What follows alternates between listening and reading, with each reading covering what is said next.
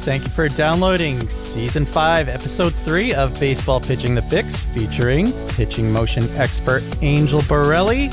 And this week we have a very special guest joining us. It's the badass baseball coach of Bellarmine University, Larry Owens.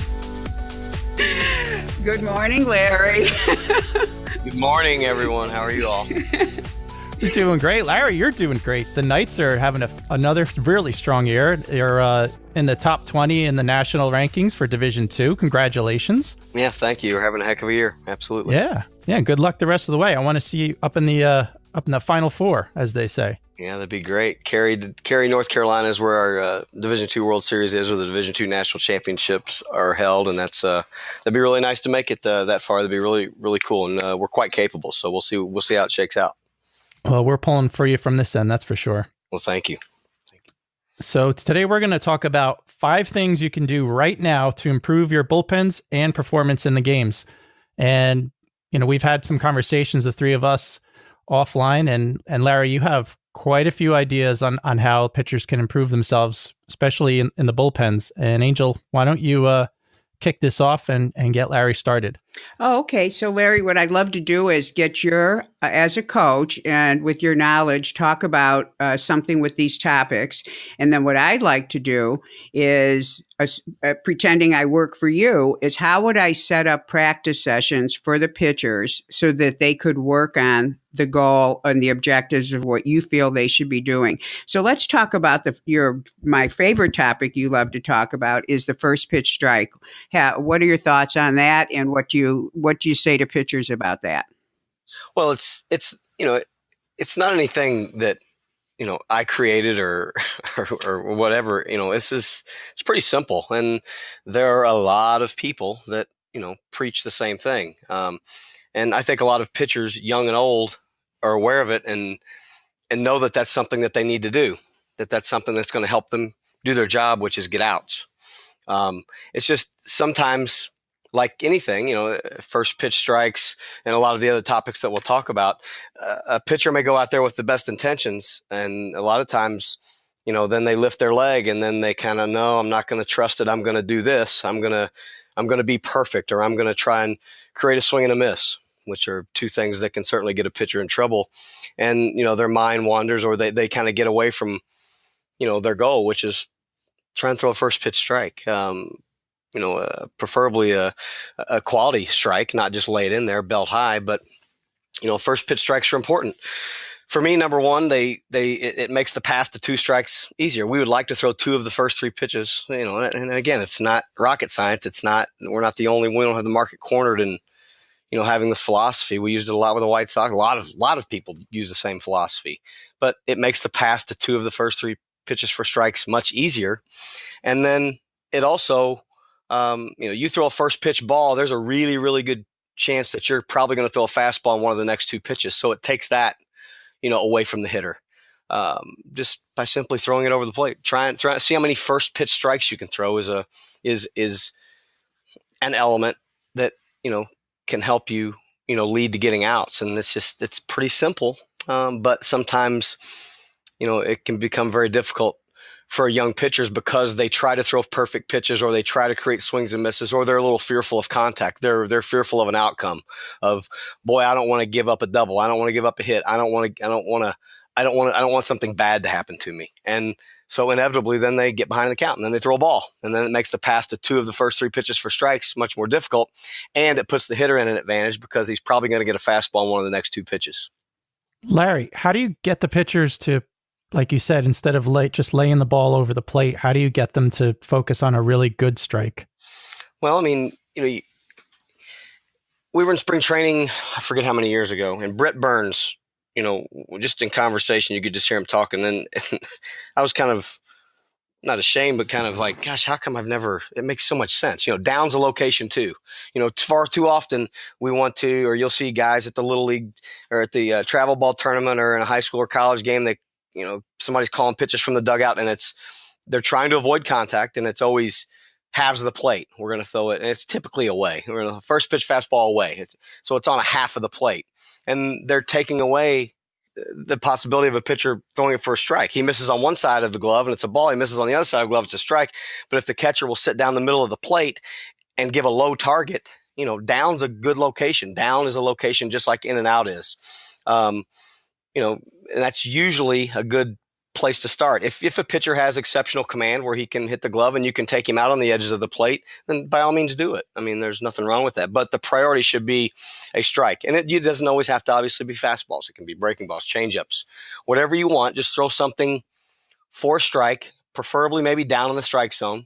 If the guy has exceptional command, he can probably do a little bit more pitching on the edges early in the count. But you don't want a guy with maybe borderline or marginal controller command you don't want to lead him into deep counts. I don't want to lead him into counts that give the hitter an advantage. I want to be on the offensive. And for me, it's a mindset. For me, it's just a belief that,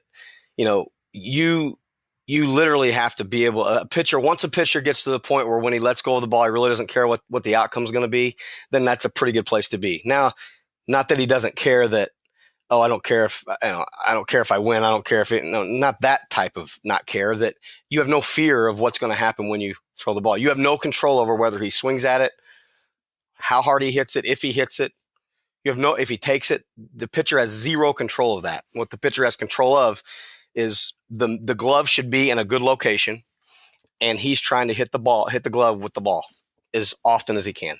And, so as catchers, we want to give the pitcher the best opportunity to do that. If we're trying to throw a first pitch strike, then be in a good spot to allow that to happen. And things change in the game. I mean, the first hitter of the game is going to be a lot different than, second and third, and you got to pull the infield in for whatever reason. You give up a hit, you're going to give up 2 runs. Second and third, you got an open base, and you want to take a chance on maybe pitching to the guy. You'd prefer not to walk him. Well, now you don't.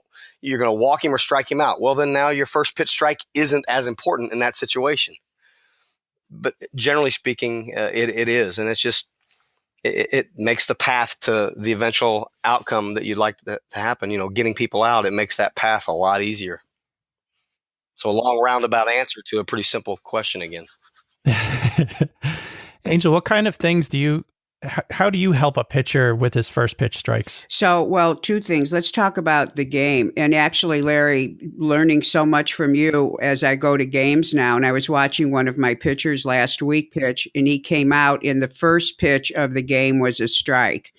And the energy around that is really devastating when he takes control like that first pitch. And so not only is the first pitch strike important, but the first pitch of the game is really important. And one of the things that I see so much, and it's a complaint that pitchers give me when I'm taking their history, and they say, man, I have the worst first inning. I walked too many people. And well, what happened in the second? Way better. Well, the most important thing to being able to accomplish any strikes is to make sure that your bullpen has sufficient number of pitches in it where you're warmed up so that when you get to the game, not only have you burnt off some of your arousal level, meaning you've got your chemistry under control, you've got it at the right height, heightened chemistry, but you're familiar with the chemistry so that you can manage it. And so the first thing is make sure your bullpen before a game appearance is adequate enough to accomplish not just finding your location, your release point, and all the things that you teach the pitchers as a pitching coach, but also to get their management of their chemistry under control. Now, in a bullpen, what I do, because one of the things that happens in bullpens that I don't let happen is they just start pitching. And one of the things I always tell them is, when they say, I want to work on my first pitch strike, or we talk about that, is I say, now what I want you to do is throw each pitch separately as if it's the only pitch you're going to throw. Now, I know this is as common as talking about first pitch strikes, but it's funny that pitchers have to actually be reminded of doing this. And, last night I was watching Chapman take on the Angels in the ninth inning. And this is a guy who knows how to throw one pitch at a time. And if you ever want to see what that looks like, and obviously he's a great closer and obviously he has command, but there's something about the way he is between pitches. So with some of my guys, we experiment with different styles. I have some guys where I say, okay, on the next 9 pitches, we're working on first pitch strike. And so I give them some options. And some of them love throwing one pitch, takes them a minute to get into this, taking a minute, then throwing another one. One of them likes to walk completely off the mound. He throws a pitch. He gets on there. He takes his time. He throws the pitch. Because as you were saying, it is mental. It's not only mental, but it's also requires focus. And of course, I think what you mentioned is so important with the catcher assisting him with this so that he can actually see where he did land that pitch. So that's how we do it. We actually isolate first pitch strike segments in the bullpen, and we actually make them throw just one pitch. And then they either kick some dirt around, but they're definitely not pitching. We make them slow it down. And then, of course, we're keeping count. And every time we do this, and I have this in my notes, we try to improve how many of those pitches that we designated. Let's say we're doing 9. How many did you actually get as a strike? And what that just does is it familiarizes the pitcher with that mindset. And we know mindset's everything for pitching. So that's how we do that when we're working on first pitch strikes. Wow. Angel, I really like that idea of the pitcher completely getting off of the mound and then going back on to just to simulate that whole idea of the first pitch strike. Yes. And, there's so many pitchers that have an issue with like their first inning and I can never understand why they don't try to do something different. Like all these guys, they go through the first inning, they have rough time, and then second inning, everything's good. And I guess I never really thought about it, but I guess there are some pitchers who get into the game. They're too excited. They're like too hyped up and they're just, yes. How do you like get that out in the bullpen if you're just like all amped up for the game? Like what kind of things can a pitcher do to kind of wind down? Well, Larry, I want to ask you about this second topic, and then and I think I can elaborate on what Joe just asked, but you were talking in some of the written material I've read that you've done about the importance of sub 15 pitch innings, which again, that always, of course, seems obvious, like, duh, of course, we don't want you to have that many pitches. But could you talk a little bit about that and also the importance of pitchers remembering that? But let's talk about that. And then I want to talk about how we work on it in bullpens with keeping the pitch count down. Right. It just, it does that sub 15 pitch innings. It's a pretty simple idea, and it's nothing that we've created or got the market cornered on. It is, if your job as a starting pitcher, to me, your job as a starting pitcher is to throw 6 or 7 innings. That's your job. You don't get a big hug for throwing 4 innings. You're probably going to be able to do your job. Well, you're probably going to be able to do your job if you're efficient. You throw 15 pitches an inning for 6 innings. If I'm not mistaken, that's 90 pitches. In my opinion, I think guys typically, over just based on experience, guys tend to obviously get a little fatigued or tired, and their stuff maybe starts to diminish once they get to somewhere. Usually, 75, 100 pitches it starts to diminish. And if the ball game's not over or your job isn't done by the time you get to 105, 115, if you're still in the game, then you're done anyway. So if you go out there, and try to throw perfect pitches, strike everybody out, or create swings and misses, you're going to run your pitch count up. And if you run your pitch count up, you're not going to be able to probably do your job, which is to throw 6 or 7 innings. So a goal of trying to create sub 15 pitch innings is pretty simple. And I think it's even more of I think the guys believe in it more if, like here at Bellarmine, I don't call pitches from the dugout. We talk about it, and it's part of player development. Our catchers call the game. So it's going to help the catcher, I think, kind of, if he knows that that's important to us, then he's going to hopefully, number one, he has to know what the pitcher can and can't throw for a strike. We keep track of percentages of John Smith, his fastball, he throws his fastball 63% of the time for a strike. He throws his curveball, 60% of the time for a strike. His changeup, he throws 40% of the time for a strike. Well, I know in certain counts that a changeup is probably not an option for me because in this particular count, I need a strike. 1-1, for example. In a 1-1 count, if you use the MLB by count results, big league hitters hit about 340 in 2-1 counts, and they hit about 170 in 1-2 counts. So when you're going to throw this 1-1 pitch, you need to pick a pitch that he can throw for a strike. That's in turn going to help, create the sub 15 pitch innings. First pitch strikes are going to help. Trying to get to two of the first 3 pitches for strikes is going to help. It just keeps them more offensive minded, more. I want to make them put the ball in play. I'm not going to let them hit it. I'm going to make them hit it. And I'm going to just, am I going to pitch in and out? Am I going to pitch up and down? Am I going to change speeds? Absolutely do all of those things. But not trying to be too fine and trying to avoid trying to create swings and misses, because the fewer pitches you throw, obviously, the deeper you probably are going to be able to get into the game. And if you throw fewer pitches, then you're probably giving your team a chance to win the game as well. The first pitch strikes, 2 of the first 3 pitches for strikes, sub 15 pitch innings, and leadoff outs. If you do those 4 things that have absolutely nothing to do with, they do have a lot to do with your delivery. They have a lot to do with your mentality, but you get locked in and doing those 4 things and you do them well, you're probably going to give your team a chance to win the game, which that's why the scoreboard's on. We're trying to win the game. And so the sub 15 is good. I think it's good. I used to play a game. My old pitching coordinator taught me a little simple game we used to play with our catcher. If we finished the inning and he came in and he threw a 10-pitch inning, our catcher got a +5 because he was 5 pitches, below 15, but that's a +5 for him. It's a plus. It's a good thing. He goes out and backs it up with another 10-pitch inning. Now he's at +10. So, the catcher kind of played a game with himself. It kept the catcher behind the plate more. And when we were even or behind in the count, it just seemed to help develop or help teach the catcher too, to in turn help the pitcher keep him on the plate and let's go get hitters. And there are absolute times you can pitch around a guy. There are absolute times when walks are not a bad thing. And I'm not referring to those things. Just generally speaking, throw it over the plate. Go get them. And that's sub 15 pitch innings is a pretty decent goal. It's what we used again in the minor leagues when I worked with the White Sox, and I've taken it with me here to Bellarmine.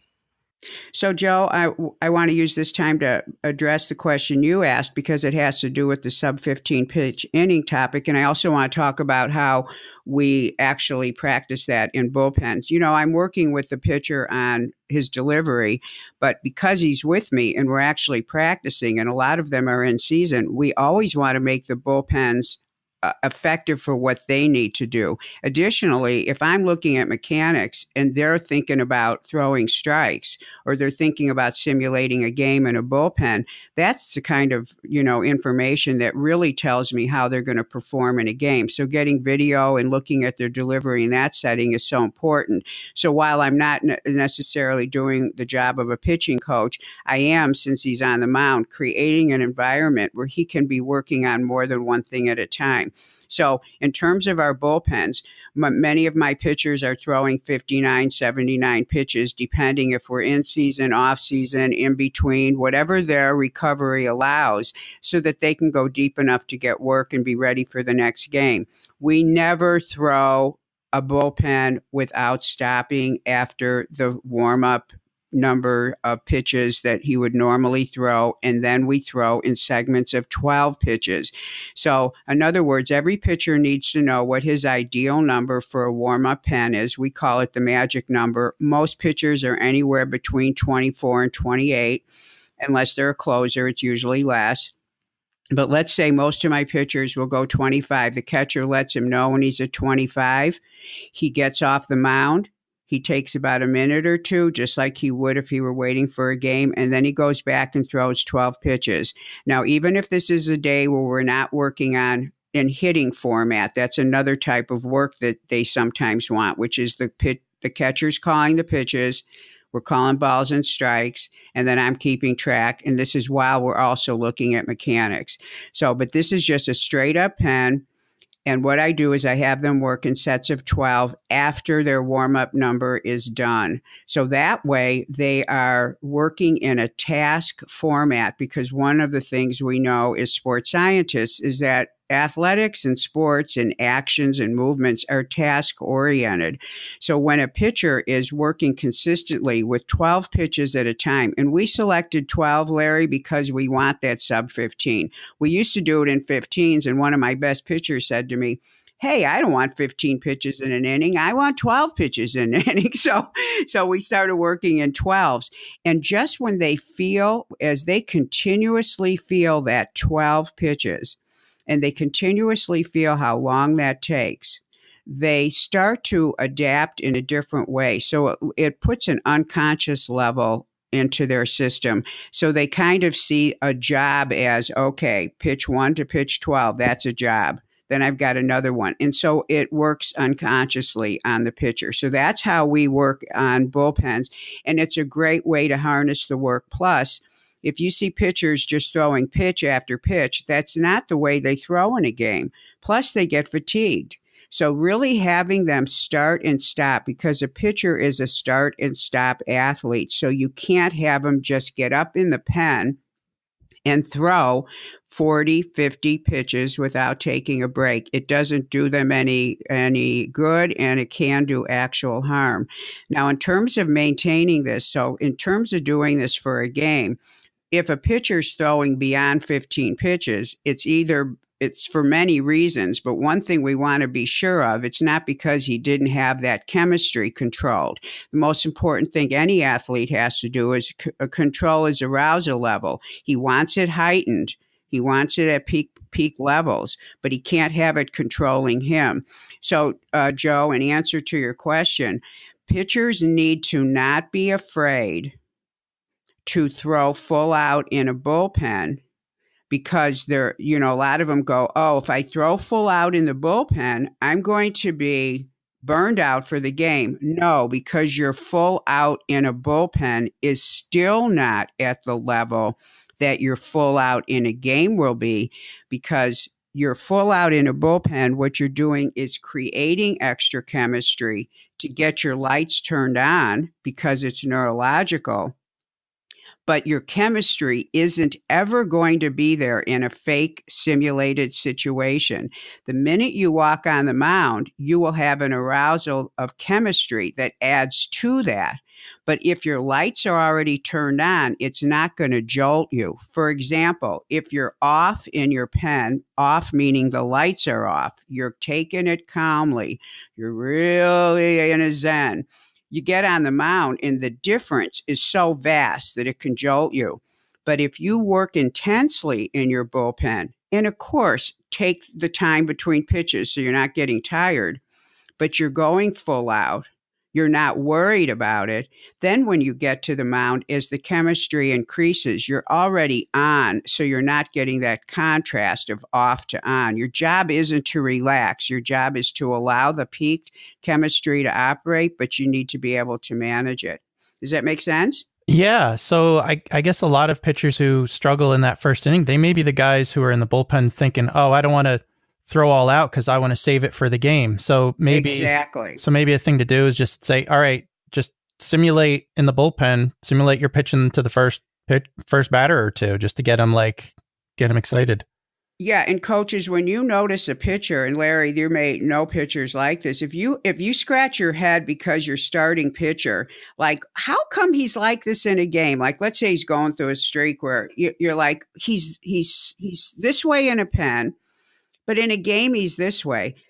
Experiment with what he's doing in his pen before the game. He may be the guy who is thinking, see, it's counterintuitive to do what I just said to do.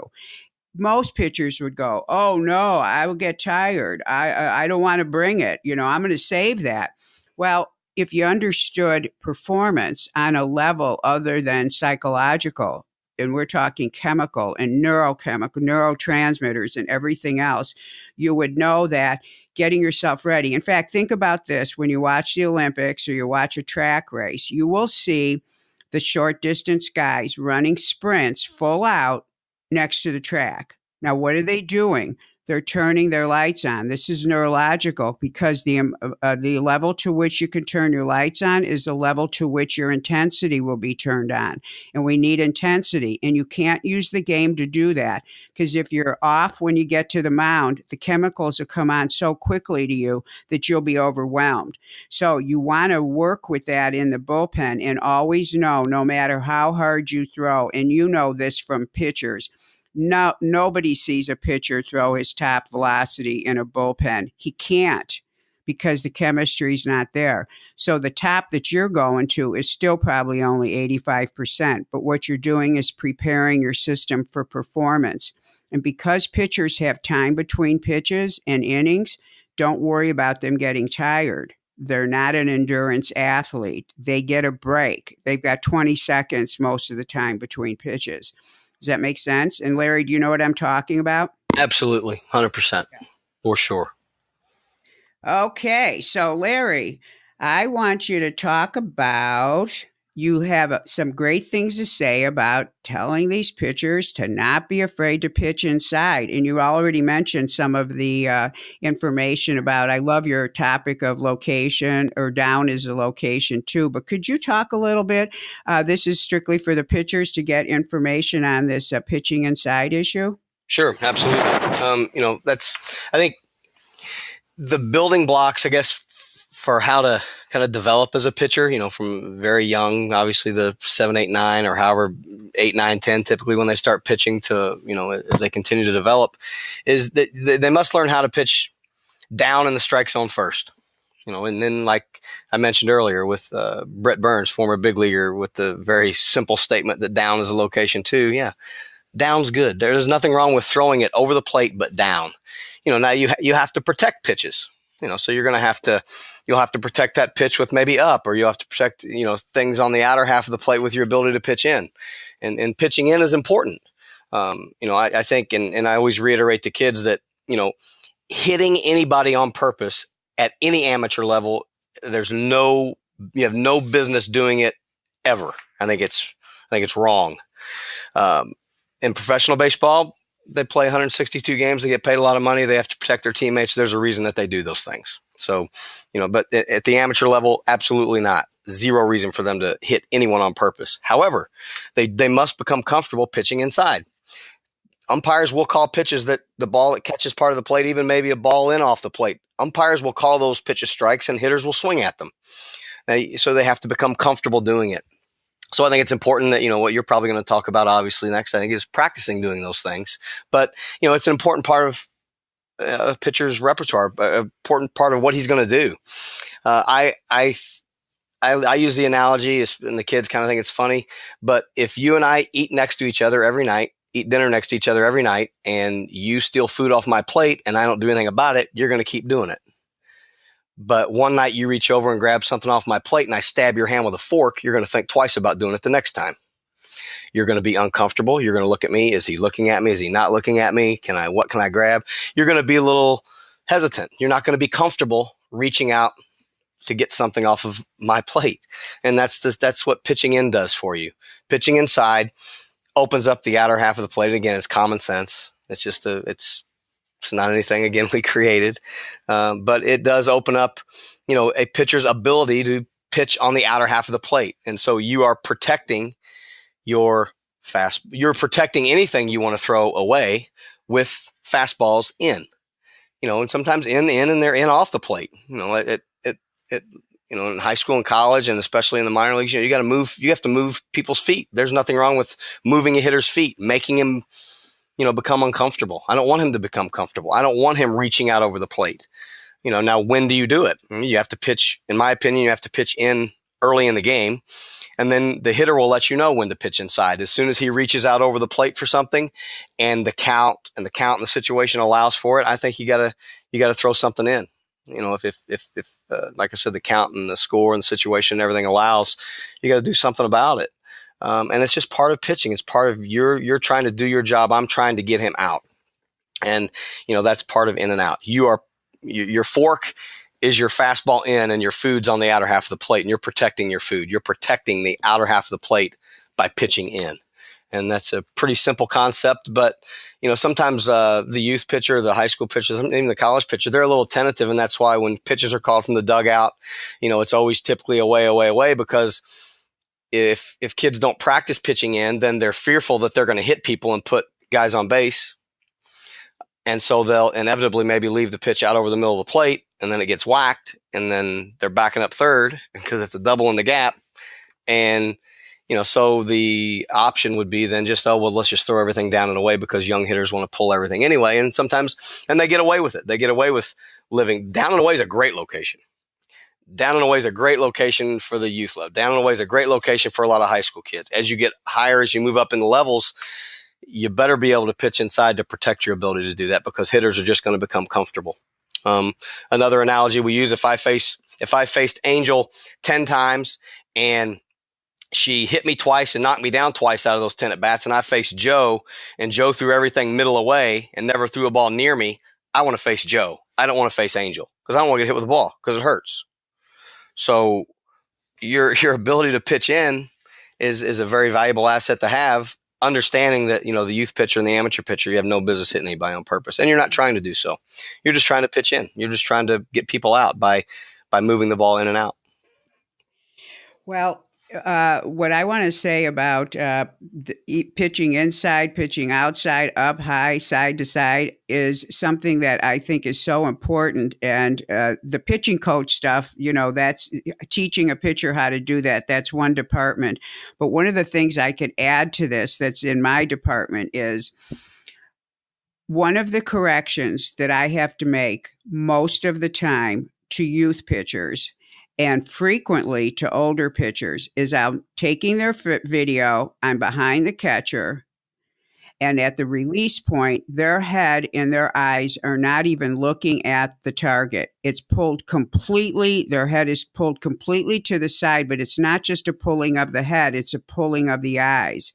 And in showing my pitchers the video, and this is especially true with youth pitchers, just as they're coming into the release point, they will take their eyes off the target. It's actually not as they're coming into the release. It's actually as they start the acceleration of the ball, their eyes actually move with their head away from the target, and they're releasing the ball without having seen the target. Also, additionally, another correction I have to make with many pitchers is as they come set, I never see them look at where they want to put the ball. And then they look away usually as they're gathering themselves. And then as they start their motion, they're halfway down the hill and then they turn their head to look at the target. Noticing when a pitcher is picking up the target or focusing on the target is a critical first step whenever you're working with a pitcher on location. Larry, you mentioned some things that are definitely psychological and they're definitely like, throwing inside with the guy standing right there. I can imagine how that is. But before you even can ask a pitcher when you've got a pitcher who can't locate, you've got to check to see if physically he is allowing the computer in his brain, which is the hand-eye coordination. It's how we operate in our lives. We have coordination. Our eyes pick up the information and our body or our hand or whatever does what it needs to do. It's what pitching is. How do guys get the ball to go where they want it to go? They have skill at hand-eye coordination. Now, you can't get that if your eye, which is a big part of that formula, isn't looking at the target. Now, this seems like a no-brainer, but if you saw, especially in youth pitchers, the number of times that I have it on film, and I don't want to tell you the reaction I get when I say to the pitcher, do you think you're looking at where you want to throw the ball? Oh, yeah, of course I am. Well, look at this. And when they see how soon they pull their eyes off or never looked at the target at all, in fact, once in a while, there'll be a really aberrant pitch, and I'll look at the pitcher and say, I have a question. Were you looking at where you wanted to throw the ball? And they go, you know what? I wasn't. I thought I was, but no, I forgot to. They're so busy being in a motor pattern. It's like the way we get when we're driving sometimes. We don't know how we got there. because we weren't paying attention. Learning how to pay attention with each pitch is so important. That's why that first pitch strike drill is so cool, because it forces you to focus. But whenever it comes to pitch location, make sure the pitcher is using the eyes and his attention, and that you make it a real physical, mechanical, non-abstract thing in the pen for him to actually look. And of course, with my younger pitchers, I have the catcher put the glove wherever when they're working together on certain pitches, and hold it there and have that be the target. So he's actually looking at something, an early glove. But I think that this is one very critical thing when you've got a pitcher who's having location problems. With all the tricks you pitching coaches have, use that, but always make sure he's looking at the target and he's seeing the target, and looking and seeing are two entirely different things. So, Larry, when I talk about this seeing the target thing, even though it sounds like it's an obvious thing, seeing the target, pulling the head and the eyes off the target, does this make sense to you? Do you notice the same issue sometimes? Absolutely. And just in three things that it does for me, just simply keeping your face, or you're keeping your head or your eyes on the target. Number one, I think it's obviously going to help with your direction. It's going to help you command the ball, no doubt. But secondly, it helps you see the flight of the ball. You can see what the ball does. So that gives you feedback, so you can make adjustments if you need to. And then thirdly, you can see how the hitter reacted to what you threw him, which would help you then select pitches. You may go into an at-bat thinking that I'm going to pitch a guy a certain way, and his swing tells me otherwise. So I can make an adjustment on the fly if I need to. I can see how he reacts to what I threw him. Yeah. And, the other thing about this is, so it's important for people to know that in terms of going forward, you want to take your body forward. Your legs are holding you down, so you're not going to go too far forward. But if you pull your head to the side, and usually if you're pulling your eyes off, you're pulling your head too, that amount of weight is changing direction on the forward movement of your body. And you don't want it to pull to the side. You want to stop your forward direction, but you don't want to turn and change the direction of any part of your body.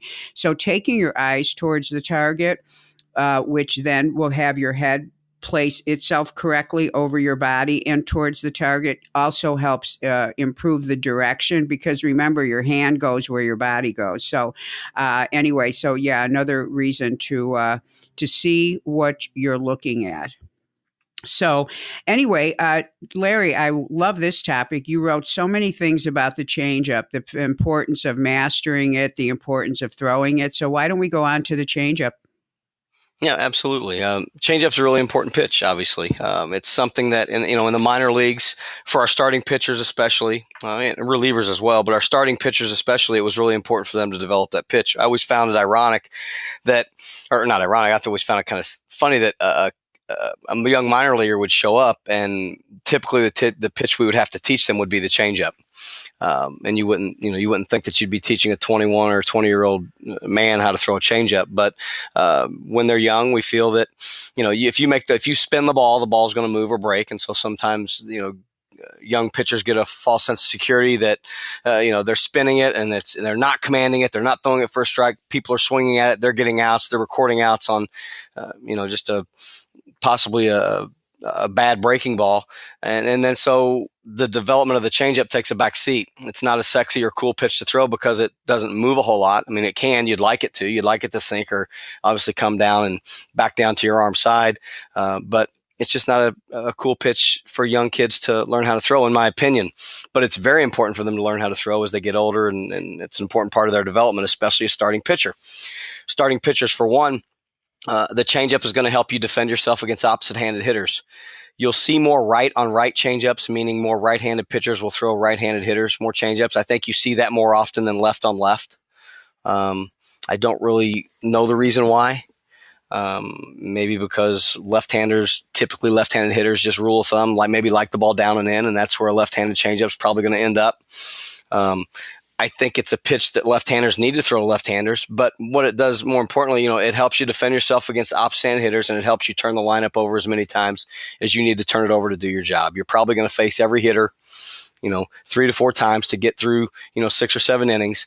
And if you're doing it with 2 pitches, I think the advantage goes to the hitter once you get beyond, once you get past those first 2 at bats. And if you're just a 2-pitch guy, I think your chances of getting through the game or getting, the chances of you doing your job as a starting pitcher are going to diminish greatly. So, the changeup's a really important pitch to throw. We usually, in the minor leagues, we used kind of a 10% rule that worked for us. I thought it was very good. If you throw your changeup 10% of the time throughout a game, number one, you're going to develop the pitch. We're kind of forcing you to use it. And if you develop it, now we have a chance to move you. It's kind of hard to move you throughout a system, or like on our end, like from, to pitch from high school to college, or advance from maybe a reliever in college to a starter in college. It's going to be hard to advance you or to move you if you don't have that pitch. So now the other question kind of comes up, well, when do you throw it? So now I'm a kid that I have a changeup, but it's not a very good pitch for me. I don't have a lot of control of it. I don't throw it for strikes a lot. So when do I use it? A general rule of thumb for us was, hey, you don't throw it by the third inning, then go ahead and throw a first pitch changeup to the first 2 hitters you see the next inning. Because number one, you might throw it for a strike, which is very helpful because it will help you develop the pitch. You may accidentally, hey, I threw in for a strike, which can develop some confidence in the pitch. And secondly, if you did happen to throw it for a ball, it didn't put you so far behind the 8 ball that you couldn't pitch out of it. Certainly, yes, it's not a first pitch strike, but you're also getting the other team off of fastballs. You're getting the team there. You're putting another pitch in their head. You're putting, something else in their head that they have to defend against. So, when to use it. If they haven't used it at all, throwing it to the first pitch, making it the first pitch to a hitter in an inning isn't a bad thing. And then obviously then you're probably going to want to talk about, or you're going to talk about, when and how to practice it. Yeah, Larry, at the higher levels, you understand about what the importance of the changeup and disrupting timing. But I think that the kids, up through high school, most kids that are really good pitchers are really good pitchers because they throw gas, right? So when they throw a changeup, that's giving the other batter an opportunity. That's giving the batter an opportunity to hit because they can't catch up to the fastball. So I think that's one of the reasons why a lot of the younger kids never really develop the changeup. But once they get to the college level, for certain, you've got to be able to change speeds, and I think that's a big reason why a lot of the guys aren't able to do it. No doubt, and I think a great example of that is Trevor Hoffman. Later on in his career, didn't throw real hard. Maybe later on in his career, I don't know exactly what he threw, 85, 88, not hard for big league standards by any means, and probably threw a lot harder as a younger player. But, he's getting out the best hitters in the world at the most important time of the game with a 3-run lead or less, with a fastball and a changeup, essentially, with about an 85, 88 mile an hour fastball. And there are a lot of high school and college guys that throw that hard, and he's getting out the best hitters in the world with those 2 pitches. So it's a very, more than adequate pitch to, defend yourself with. And it's something that I think is important to learn, especially if you're a starter. It's very difficult to, I think, compete at a high level with just 2 pitches if you're going to start. You can probably get away with it if one of those pitches is exceptional, as a reliever.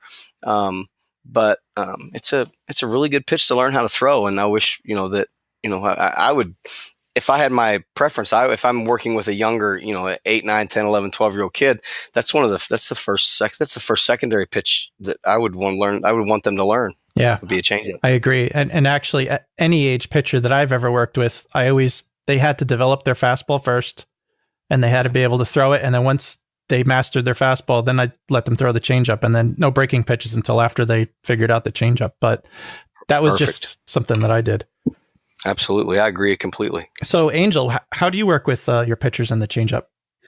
Well, especially with youth pitchers, when they come to me and they tell me because of course one of my questions is how are all your pitches working, et cetera. So if they're having trouble with the changeup and then I'm watching them throw, I notice, of course, the thing we don't want to see, which is their mechanics are completely different. So one of the things that youth pitchers need to be reminded or need to be told and educated on, and sometimes an older pitcher needs to be reminded of this, is that the pitch changes its speed because of the way it's held in the hand. This is physics, lever length, et cetera, so that you don't have to do anything differently to be able to throw it and have it go slower. So what you'll see a youth pitcher do is, one, he'll have completely different mechanics because he's trying to pull off of it with his body. Secondly, he'll look like he's pushing the pitch because he's trying to hang on to it longer, because whenever a pitcher is trying to slow down a fast movement,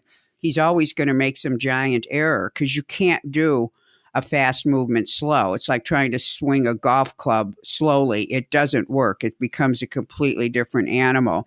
So the problem that pitchers have, especially youth pitchers, is they think they need to make the ball go slower. So by them knowing that the position in their hand, and check where that ball is in their hand for all the coaches that are working with real young kids, sometimes they don't realize how to actually hold it into their hand, which is a different way than a fastball. So once they learn that, and once you explain to them, the ball will go the way it's going to go because of your grip, not because of what you do, then that changes that whole element of them trying to make it go slower.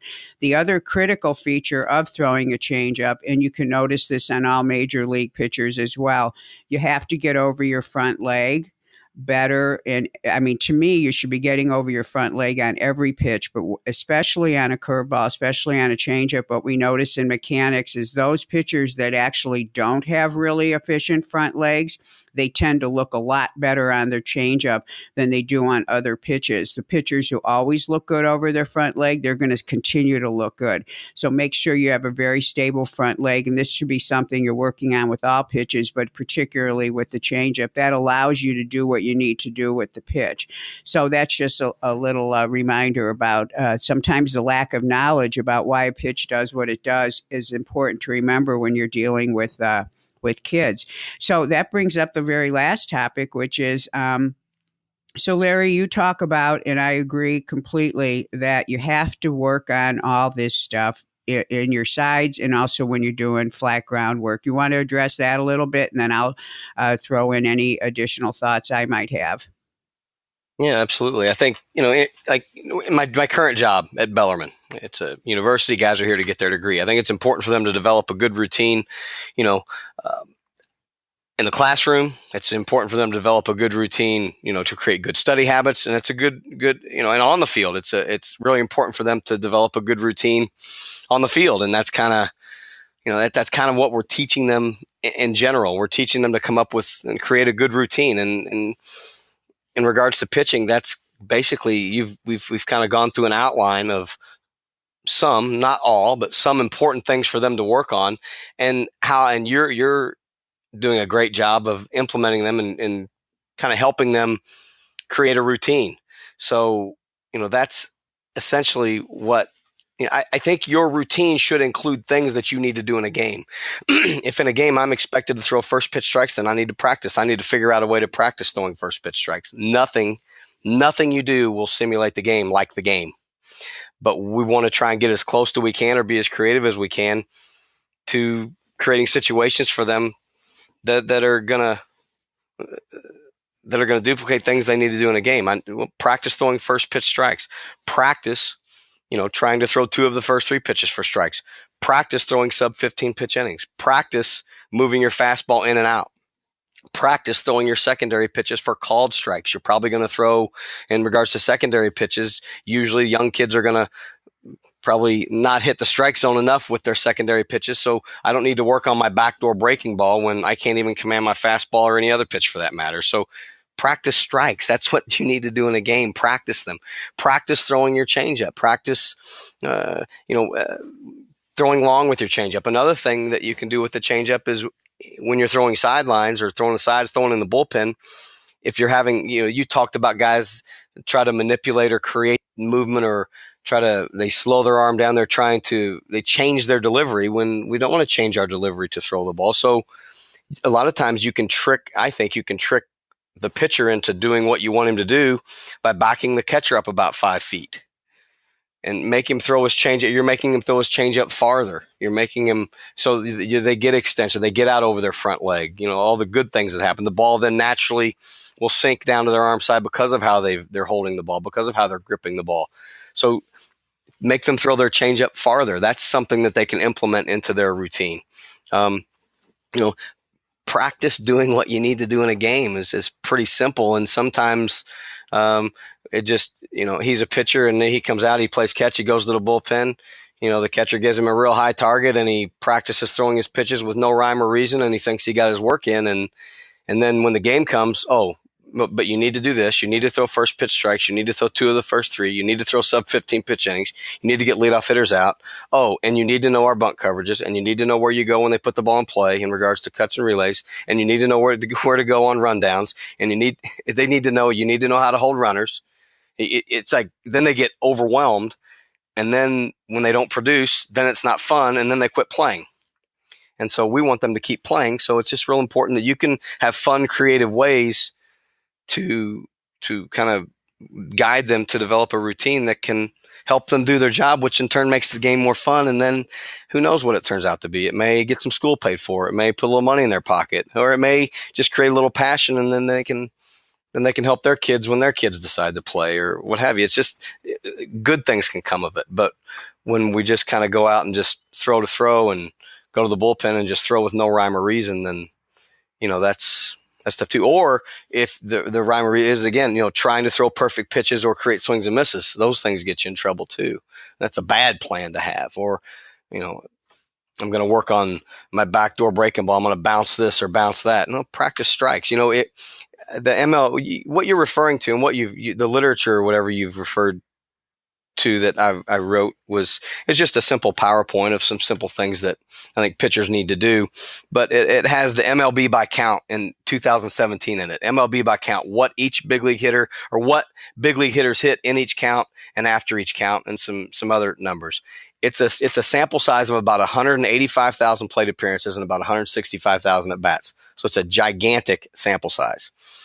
And if you just take a simple look at it in 2-strike counts, with the exception of 3-2. In 3-2 counts, big league hitters hit around 215.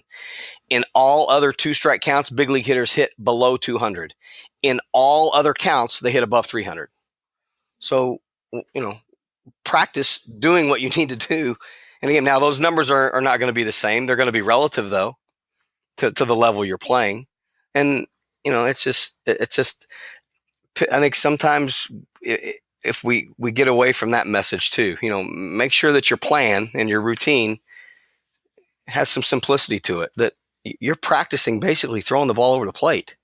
Down, in, secondary for called strikes, trying to do some things. But it really comes down to just throw it over the plate, essentially. And I've gone back and looked at all the games that we've played. I mean, you can go back and look at almost anything, especially at the youth level or amateur level. Teams that get behind in the count, teams that don't throw the ball over the plate, they typically lose. Pretty simple. It's not rocket science. It's just, but we get so far away from those things sometimes, or we don't put that, and then the forefront. We don't put that at the front of the line. We kind of, that's important. Yeah, that's easy. Everybody knows that. Well, no, make it important. Keep. How hard is it for your dad or mom to sit in the stands and keep track of how many first pitch strikes you threw today? And especially with the Game Changer thing, the Game Changer app, the scoring app that everybody uses now. Good Lord, you can keep track of everything. You keep track of all these important numbers. And if you're focused on, those numbers, then you're not focused on a lot of other negative things about, oh, hey, I don't do this. Don't turn over the rubber. Don't step across my body. Don't do all these mechanical things. Sure, those mechanical things are important, but when I want to worry about things I know I need to do. I know I need to do this.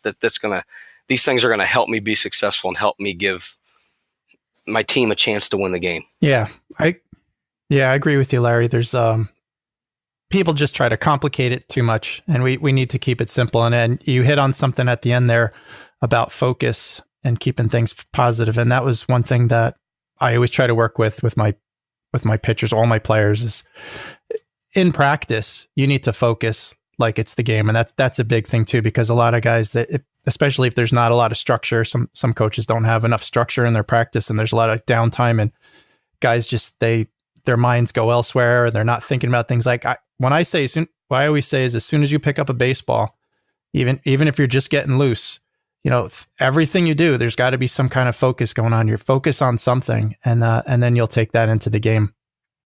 Sure, absolutely. And I think and again, you don't want to get so. You want it to be fun. It can be absolutely fun, and you can focus. And so I think that's important, and that's a fine line to walk. Because everybody wants to win the game. That's why the scoreboard's on. But we can learn how to win. We can learn how to lose. We can learn how to play the game, but it still needs to be fun. And I think we can do that. And I think sometimes that gets lost, it gets lost along the way. Agreed. Well, baseball's fun, damn it. So I want to add something really important about all this, that it's a discussion that I have with pitchers, and it's one of the things, because I'm out on a field working with pitchers and I see everybody warming up as a team, et cetera. So for pitchers out there, one thing, Joe, you said, and you've heard me say a million times, the minute you have a ball, you pick up the ball to throw it, you've got to have 100% respect for the gift you've been given and the skill that you're going to practice. And you have to, the saying, practice makes perfect. Well, if you practice correctly, you will always be making progress. And what you're looking for is to progress, not necessarily to be perfect. And the guy who is always working on something that he needs to work on is going to make himself a better pitcher. People ask me all the time, what do you do when you've got a guy that's great? I look for the one opening where he's not great. There's always one little thing. You don't work on what you're already doing well. I mean, you can practice it, but you have to find somewhere a weak link. Every practice should have an intention. And whether you're throwing flat ground or whether you're throwing in a bullpen, you have a situation that you will never have again. When you're in a scrimmage with your team, when you're practicing, when you're doing PFPs, when you're in a game, those are all situations where there are variables you cannot control. When you are playing catch and when you are in a bullpen, you can control everything because there's no one trying to swing or hit or do whatever. You don't have someone trying to steal a base. You have to be willing and understand that that is your time to work technically. It's why you cannot just play. People think, oh, I'll save my kid's arm. He'll only pitch on weekends and games. No, wrong. You have to work technically and with focus in between your starts. It's a gift. It's a gift to be able to throw a bad pitch and then say, what happened? Well, let me try this. Let me look at this. You should be thinking about what you're doing. You're either working on your mechanics, you're working on something with a pitch. You've got to make that decision. You can divide up your work time and say, I'm going to work 10 pitches. I'm going to think about my front foot. And now in this next one, I'm going to be working on this. And ask the catcher to involve himself in any way he can to help you accomplish, especially when you're working around the plate. Have him do whatever he needs to do to help you see where the ball went, where it landed, whatever you need to do. But work technically and don't be afraid to. And if you are a pitcher right now who thinks about what he did yesterday and you think, I didn't think once about what I was doing, I just went through my X number of pitches and came out of the pen, then you've got a great place where you can create some improvement. And when you have progress every day, even if it's a little bit, that's how you end up being a better pitcher. So anyway, so that's my 2 cents on that. And thank you so much. That was some great information on those 5 points. So pitchers, 5 ways for you to become better by the end of the week. Yeah, that's a lot of good stuff there. So Angel, is it time for the 9th inning? It's time for the 9th inning. And of course, the closer, you did my pen. I'm warm. I'm in the dugout. I'm raring to go. So let's go. All right, closer, come on in. So you're on the mound. Because the 9th inning is my time to do whatever it is I want. So Larry, I've got a test question for you. I want you not to answer right away because I'm going to have a DJ giving you some thinking music.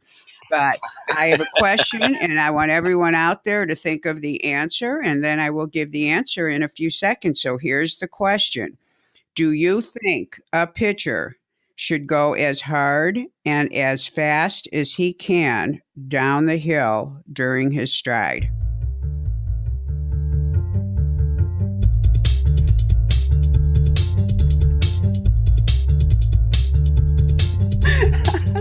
All right. And the answer is Larry? Okay, Larry.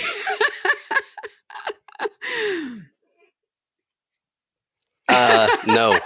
Very good. He should not. He should not. Okay, Larry, that's very good. Now, have you been listening to my podcast, or did you always know that? I've listened to a few, but no, I've never really been a big fan of that anyway, of that practice Right. anyway. No. Well, if you've listened to my podcast, and only a few, Larry, my feelings are hurt. A few dozen? More a few years. Oh, a few years. Okay. So anyway, I talk about this all the time, but I want to say it in a different way. So first of all, there's been tons of research on this. This isn't me making this up. And actually, there's been some, again, recent research about how hard the pitcher pushes off the rubber, which of course creates the speed. And is it correlated to ball velocity? And again, it comes up, it is not. So here's the deal. And you've always heard me say this. If you go too fast doing something, you have to slam on the brakes at the end of it. And you don't want to be slamming on the brakes at the time in the motion when you're supposed to be transferring and accumulating energy to go into the pitch. So you've heard me say that a million times, but here's another way I want you to think about it. The minute the front foot lands, energy is supposed to be transferred through the leg. So the next very most important thing can happen. The pitcher can rotate in segments with the hips being first. And when I say the hips, we're talking the pelvic area. And the pelvis is where if you have two jeans, pockets with two pockets on a pair of jeans, it's that straight across pelvic bone. Those are where your hips insert. That pelvis rotates first, then the trunk goes, and then the shoulders.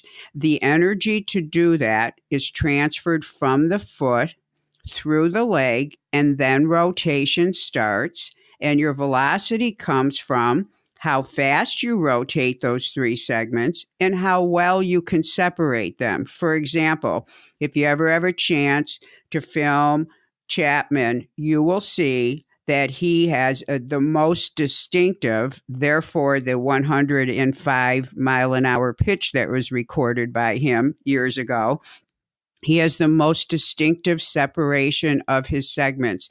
Separation of those segments is critical. You can't get separation and you can't get power from the first movement of the pelvis if you slammed on the brakes with your front foot landing. Your hips have to be a part of the braking of your momentum or energy, or whatever you want to call it, that makes you think you should be doing it hard and fast down the hill.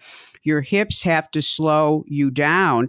Therefore, your trunk muscles will begin the rotation, and or your pelvic muscles will not be able to initiate the rotation as well as it's supposed to do. The pelvis initiates the rotation. We don't want it slamming out, helping you slow down and initiate at the same time. Therefore, we don't want you going fast down the hill. Plus, it jars the entire motion. And if you watch good pitchers, they know exactly how hard to push off the rubber, to do whatever you want to call it, to get down the hill to the front leg that allows the hips to create the rotation. So if you want to know how hard should you or shouldn't you move down the hill, understand that the hips have to rotate first. And if the way you're striding disallows that, then you know you're going too fast. And I know there's many schools of thought and many people that teach turn fast, do this, do that, run up, land, do all this stuff. But it's not the way it happens. If you talk to any good pitcher, he'll tell you it's powerful, but it's controlled. And that foot places down in a way where the energy transfers up into the leg instead of the leg landing hard onto the ground, having to slow you down and put your brakes on. So 5 stars for you, Larry. Could you have Excellent. Yeah, so that's another way of explaining this issue, which I'm kind of a fanatic about. Does that make it a little more clear over the years, Joe? You've been hearing me say it a bunch of different ways. Does that make sense? Oh, absolutely. I am always hearing about things about how you have to like get your momentum going and go fast down the hill and all this other stuff. And you've kind of made it crystal clear to me exactly how it works. Awesome. And hopefully if we repeat it a few more times on a few more episodes, maybe even Larry will listen to a few of them. It'll get ingrained in everyone else's head. Great. Larry, thank you so much for taking the time today to be our guest. No worries. Thank you guys very much for having me. It's always a pleasure, and anytime. I'd love to come back anytime you'd have me. Thanks so much for listening to this episode of The Fix. Please pass along to another pitcher, coach, or parent. Please subscribe to the podcast. If you have no idea what a podcast is, go to the App Store on your smartphone and search for Baseball Pitching The Fix, and you can download our app. If you want to learn more about Angel, you can go to her website. It's gymscience.com. You can also email her, angel@gymscience. For more about me, Joe Janish, you can visit fixingpitchers.com, and you can also hit me up on Twitter @fixingpitchers. Both Angel and I hope that you learned something this episode. If you have any questions, please reach out to us. And in the meantime, we wish you safe and effective performance on the pitching mound.